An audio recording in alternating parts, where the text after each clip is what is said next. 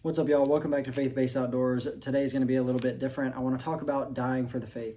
So I just want to highlight something that I think is important to think about, and that's the fact that the early Christians and disciples that were killed because of their faith, when they died for their faith, they knew the truth. They saw Jesus raised from the dead, and they saw Jesus after his crucifixion, so they knew the truth. A lot of times people say, well, oh, I don't believe in Christianity just because people are willing to die for it because Muslims do the same thing. Well, there's a difference when Muslims die for the faith because they're dying for something that they have faith in. But when the early Christians and disciples died for their faith, they knew the truth. It wasn't just that they had faith in Jesus. They actually saw Jesus raised from the dead and saw him, like I said, after the crucifixion. So it's a difference between dying for faith and dying for the truth.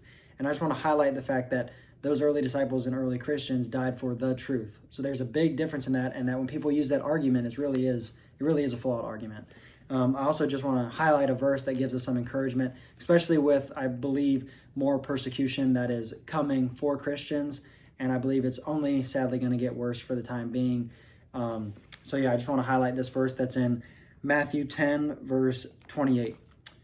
The verse says, "And do not fear those who kill the body but cannot kill the soul. Rather fear him who can destroy both soul and body in hell." So as Christians, we don't have to fear like bodily harm and physical persecution because we know where we're going. We know what comes after death, and we know that we have eternal life through the death, burial, and resurrection of Jesus. And that, like Paul says in, I believe, Galatians, that to live is Christ and to die is gain. That when we die, we actually are getting better things. We're getting our reward for the works that we did while we were on earth. And that it's actually better, in a sense, that we pass on and go into heaven. That we're actually, when we're on earth, we're just living to serve the Lord, and we're getting persecuted, and we have to go through just the daily trials and tribulations of life.